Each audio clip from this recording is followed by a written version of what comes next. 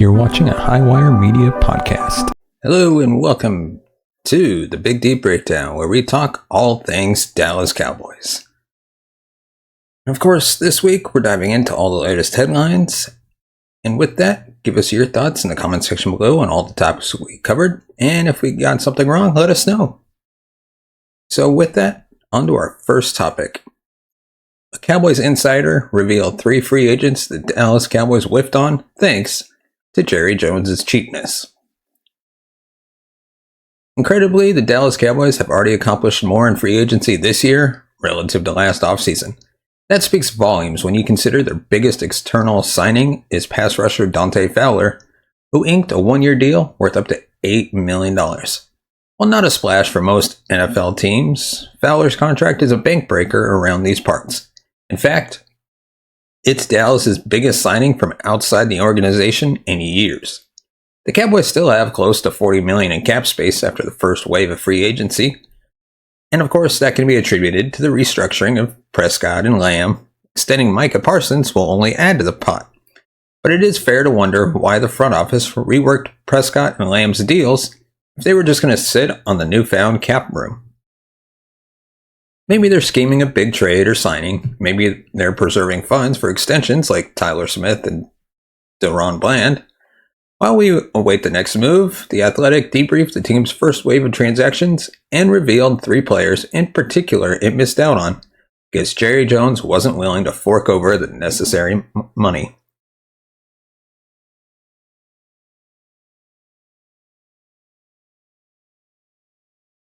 Apologies for getting this name wrong. If I have, let me know. But The Athletic's John Makota understands the Cowboy had interest in linebacker Trey Greenlaw, cornerback Christian Fulton, and nose tackle Poona Ford. A longtime Dallas rival with the 49ers, Greenlaw signed with the Broncos for 3 years, $35 million. Fulton, meanwhile, shined on a 1-year deal with the Chargers last season and parlayed that into a 2-year, $20 million payday with the Kansas City Chiefs. Another former Charger, Ford, got a juicy 3-year, $29 million deal from the Rams to beef up their defensive line. While nobody's saying Dallas should have signed all 3 players, these are yet more examples that prove that Joneses refuse to overpay for free agents, when overpaying for free agents is the name of the game. Jerry and Steven somehow still don't understand that it's totally fine to step outside their comfort zone to sign players they think will help the team. Might be regarded as losing a negotiation, but they do that every offseason anyway with extensions for their own players. They are going to continue missing out on marquee players with this outdated approach. Bidding wars lead to slight, sometimes gross overpays. There's nothing wrong with it if it contributes to winning. Maybe Greenlaw, Fulton, and Ford don't perform up to their new deals. However, each would have plugged huge holes at positions that sorely needed an infusion of talent. 2 years removed from his Achilles surgery, Greenlaw is a heat-seeking missile and would don the green dot in the new defense scheme. He'll turn just 28 years old in May and has been one of the league's top linebackers despite being overshadowed by Fred Warner. Fulton is a serviceable number 2 cornerback who posted PFF run defense grades north of 79 in 2 of the last 3 seasons, even though he plays predominantly out wide. Ford had a career year in 2024 with 23 pressures, 3 sacks, 21 defensive stops, and a 78.8 run defense grade that ranked 6th among interior defenders. Signing just one of them would quell a lot of concern about this roster. Alas, linebacker, cornerback, and nose tackle are still glaring red flags as we enter the final week of March. But of course, let me know your thoughts in the comments section below on what you think the Joneses are doing. And now on to our next topic. Trey Lance's NFL career may be over after his dreadful Cowboys stint. The Dallas Cowboys were yet another team that decided to acquire quarterback Trey Lance with the goal of taking his strong arm and raw athletic ability and turning him into a player who sticks around. Instead, Lance failed to take advantage of the opportunity he was given. After injuries and the rise of Brock Purdy brought an immediate end to his tenure with the 49ers, Dallas thought they had the ingredients to get the most out of him. it took until Dallas was eliminated from the playoffs in the last game of the 2024 season for Lance to ever get in a meaningful game. Lance has not garnered a ton of NFL interest after barely getting on the field throughout the duration of his rookie contract. He may need to cross a border to find a team willing to give him a shot to be a starter. The CFL's Saskatchewan Roughriders have added Lance to their exclusive negotiating list. If he does want to play in Canada, the Roughriders now have the exclusive rights to work out a contract. Keep in mind, this man was drafted number 3 overall in the draft 5 years ago. Lance was acquired with the thought he could be a high-end backup for Dak Prescott, but the fact he was unable to ever beat out Cooper Rush and looked substandard when he did get on the field, it's not a good look.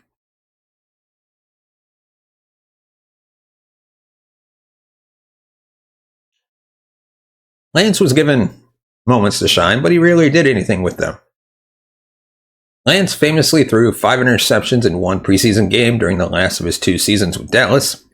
Lance started just one game, a meaningless Week 18 duel against the Commanders, and he failed to throw a touchdown pass. In fact, Lance hasn't thrown an NFL touchdown since 2021.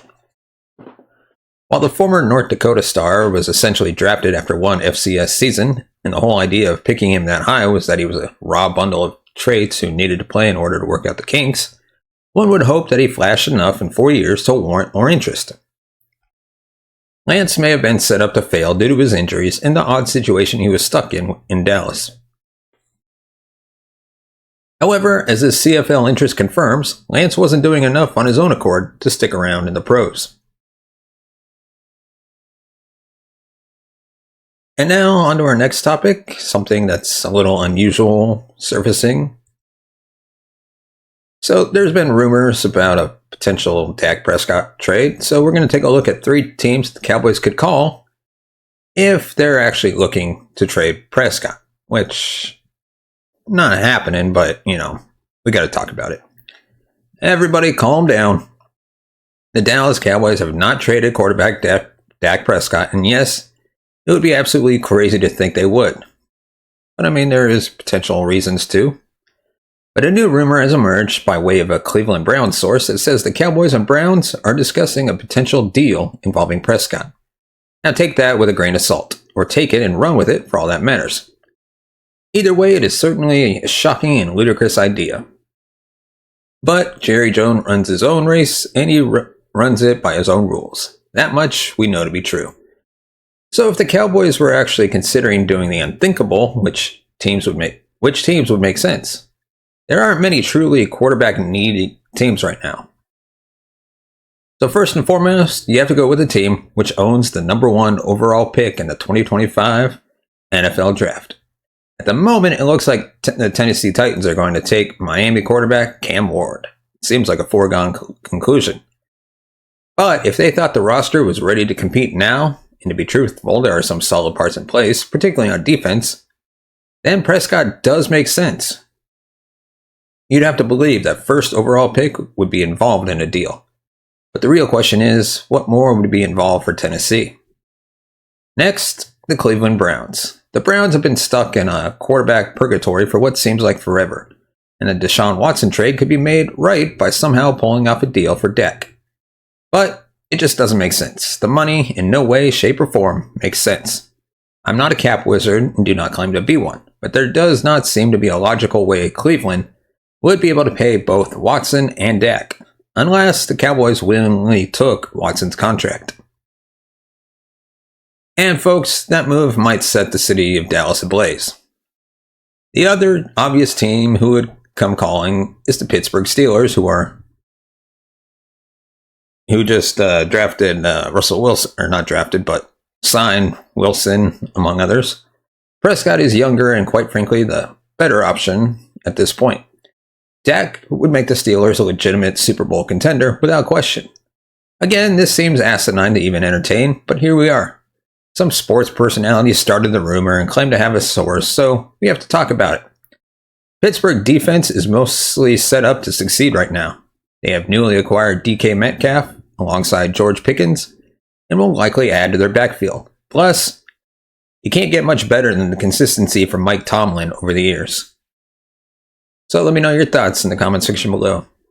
Do you think the Cowboys would ever trade away Dak Prescott? And now we're going to talk about the latest news. The Giants are all but guarantee the Cowboys 2 more wins with a comical quarterback signing. Definitely not one I saw coming. The Dallas Cowboys will have their work cut out to dethrone the Philadelphia Eagles in the NFC East. If the Eagles were to miraculously take a step back, Dallas would have to worry about the Commanders, who have been highly aggressive this offseason as they look to capitalize on their window with a stud quarterback on a rookie contract. Regardless of how the division shakes out between the top 3 teams, it seems like a surefire bet that the Giants will bring up the rear.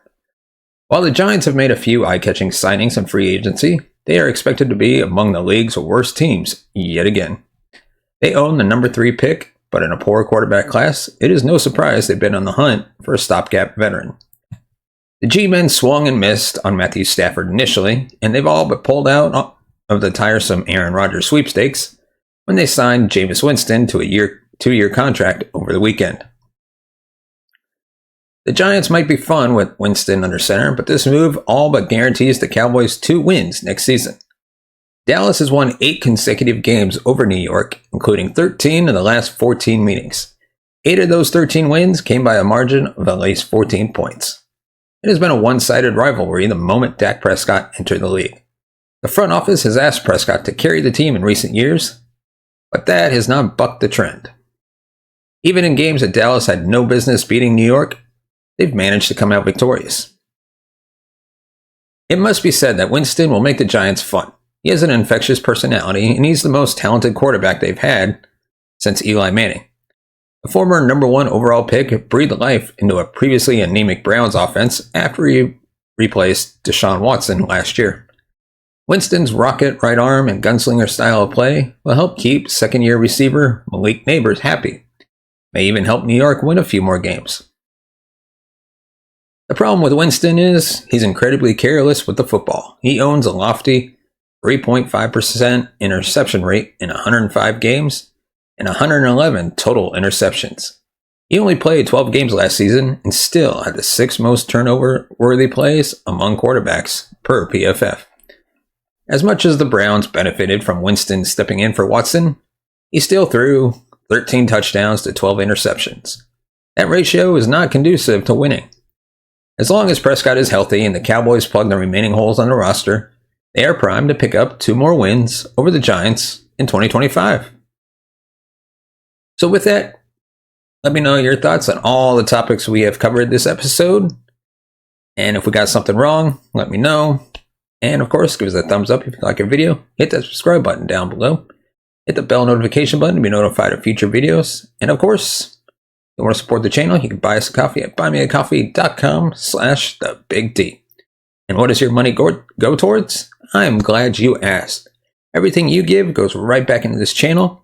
We can upgrade our equipment, bring in new hosts, be able to pay them, and take this show on the road. We'd love to do episodes from AT&T Stadium or other away games, and your support can help make that happen. As always, you can find us on all major podcast platforms, Good Pods, Apple Podcasts, Spotify, wherever you get your podcast from, we'll be there. So as always, thank you so much for watching and listening. We'll see you next time.